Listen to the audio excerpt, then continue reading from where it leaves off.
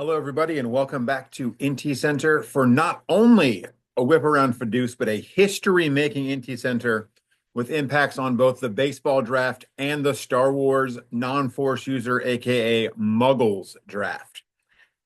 Coin flip will be coming up later. Looks like I will have to turn off the background filter to do it, but it's going to be heads, the Porgs win, and tails, the Porgs lose. We'll have to wait and see what happens with that one later because we've got a short week, 3 games for everybody, which means everything is getting recapped.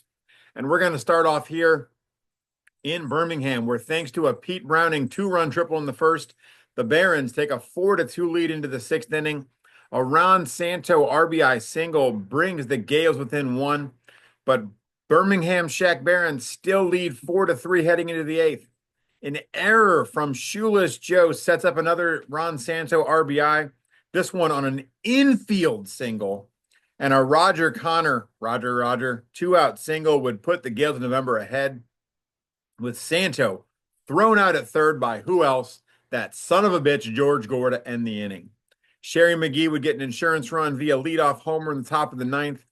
Craig Kimbrell would put the tying run on base with 2 outs when he walked John McCraw. But Takashi Saito would relieve and would get Mike Donlin to fly out. And that's a wild 6-4 win for the Gales. Ron Guidry left 1 out short of a complete game.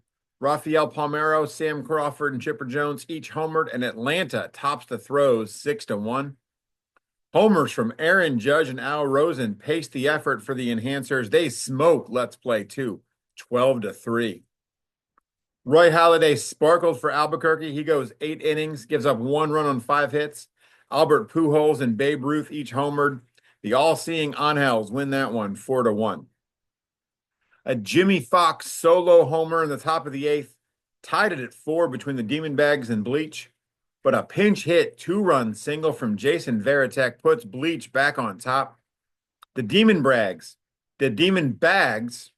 would bring the tying run to the plate in the person of Oyster Burns with 1 out, but Mr. Forgotten Cycle would hit into the game-ending 5-4-3 double play, and in the distance, you can hear the cackling enjoyment of Paul Fintybaum.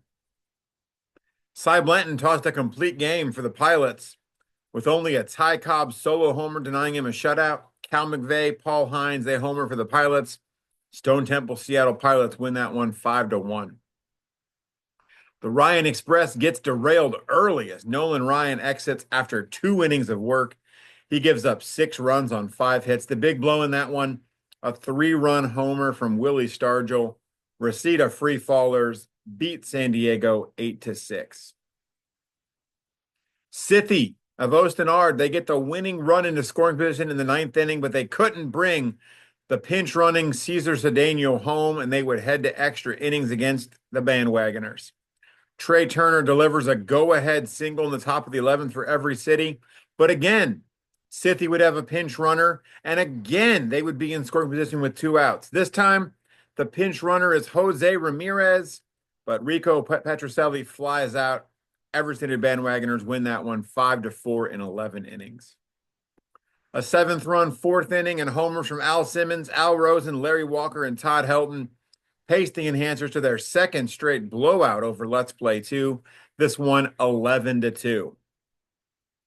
Atlanta in throws, they were scoreless through 6 innings. In the 7th inning, Atlanta Autumn struck first on an RBI triple from Goose Goslin and a sac fly from the recently acquired Elston Howard.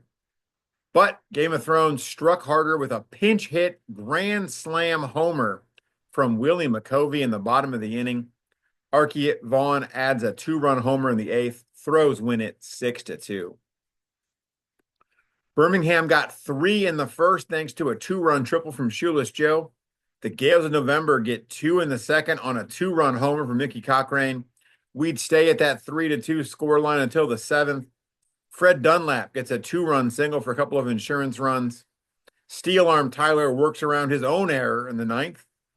And Birmingham Shack Barons win at 5-2. And let me just say, a Tyler working around his own errors, it's a little too close to home. Hey, down 7-2 entering the 8th, the Demon Bags are going to try to rally. Cy Seymour gets an RBI ground out in the 8th. That makes it 7-3. Ken Griffey Jr. hits a 2-run homer in the 9th, makes it 7-5. Cleveland's own Big Ed Delahunty singled, and that puts the tying run to the plate. It was supposed to be Oyster Burns, which meant he could have either been the hero or the final out on consecutive days.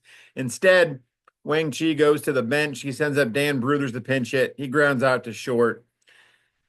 And it's a 7-5 win to the Burning Strangers, the Bleach. Hey, Hank Greenberg had 3 hits, including a double and a homer. Albuquerque scored 1 run in the first 4 innings and then 11 in the next 4. They beat the ball players 12-3. Tim Lincecum tossed 5 2/3 innings of scoreless ball, and the bullpen picks up the freak from there. It's Eckersley, it's Ossenmacher, and it's the nasty boy, Rob Dibble. They keep San Diego scoreless. A Tim Salmon homer in the second turns out to be the difference. The Free Fallers win it 3-0. Cal McVeigh had a triple and 3 ribbies. Willie Mays homered. The Stone Temple Seattle Pilots beat Amazings 9-3. And last one for the second day, Smokey Joe Wood brought some smoke.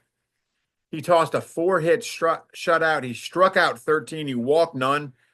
Jimmy Collins homered. Sithy wins that one 7-0 over the Bandwagoners. And Mickey Mantle, by the way, 0 for 4 with 4 strikeouts, looking like postseason vintage Aaron Judge in that one. Yeah, fuck all the Yankees. An Archie Vaughn 2-run homer in the 5th put Game of Thrones on top 3-2. They'd get 3 insurance runs in the 6th, and they would take the finale over Atlanta 6-2.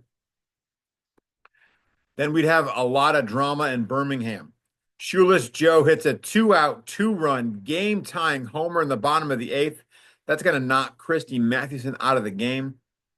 In the 10th, the only out Craig Kimbrell's able to record is when Ed Williamson gets thrown out at third, trying to go first to third on a John McGraw suck-it-narks pinch hit single.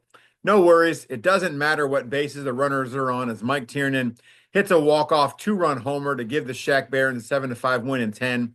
And don't look at the length of that homer. It's going to really make you question short porches and the fairness of some of these fences. Just don't look at it. Don't look at it, MN Jedi. Don't do it. Well, it wasn't a blowout like their first 2 games in the series, but performance enhancers do get the sweep of Let's Play too. They get a Mike Piazza 3-run homer to highlight their 4-run second inning. Harmon Killebrew singles to lead off the 9th. That puts the tying run on base. But with 1 out, Joe Madden sends up the pinch-hitting Billy Williams. He hits into a game-ending 4-6-3 double play. The enhancers win it 4-3. Sandy Koufax made sure the D-bags didn't get swept by the Burning Strangers of Bleach. He goes 7 in the 3rd innings. He scatters 6 hits and allows no runs. Cliff Lee and Fernando Mania run wild on Bleach from there. They keep him off the board. Jack Glasscock has a triple, 3 hits, and 3 ribbies. The San Francisco 6 Demon Bags of Phoenix win that one 4-0. Reseda had a 5-3 lead and called on the normally reliable nasty boy Rob Dibble in the 9th, but he walked Chuck Klein and then gave up a game-tying 2-run homer to Paul Wainer, and we were off to extra innings. In the 12th, it's a tale of small ball working and small ball failure. A leadoff walk to Jim Thome leads Tommy Lasorda to have Pee Wee Reese bunt Jim Thome over to second base. A 2-out single from Adrian Gonzalez moves him to third, and a 2-out single from Albert Bell brings him home. In the bottom of the inning, Michael Young gets a leadoff single, but Jose Reyes can't get the sac bunt down. They never bring him around. The Free Fallers survive that one. They win it 6-5. Couple of similar stories here. First up, Oscar Charleston hits a 3-run homer in the 3rd inning. That's the only blemish on Kevin Millwood. But it's enough as Pud Galvin gives up 1 run on 4 hits in 7 2/3 innings. Jonathan Papelbon retires all 4 batters he faces, and the brand new ball players beat the all-seeing Anheuser Fernandez 3-1. And then out in Hawaii, a 3-run homer from Nap Lajoie is the only blemish for Bandwagoner starter Amos Russi, but Bob Gibson goes 7 innings, giving up 1 run on 6 hits. Sam McDowell, Zach Britton, Eric Gagne combined for 2 hitless, scoreless innings in relief. Sithy take that one 3-1. And then our final game story, this one's really 1 word, 2 syllables, Pedro. Pedro Martinez, 1 hit in 8 scoreless innings. Paul Hines homers, gets 3 ribbies. The Stone Temple Seattle Pilots beat Amazings 5-0, and they complete that sweep. And now let's go ahead and flip this coin as a reminder. It's going to be a big decider here. Heads, Proxy wins with the Porgs. Tails, the Porgs get roasted. We're going to flip it, catch it on the wrist, and then show the wrist with how it's up. I'm going to turn the filter off so we can see this, and there's absolutely no question about the integrity here. All right, here we go. One coin flip to decide the Star Wars non-Force users draft. Is it going to be decided in teams or not? There's the toss. There's the flip. It is tails. You can see it. It is tails. So the Porgs will get roasted. You heard it here on IntyCenter. That is definitely tails. The Porgs get roasted. I will update that draft a little bit later on today. As for now, that's going to do it for IntyCenter and our first crossover to a Star Wars draft. We will see you next time for another whip around. FODEUSS.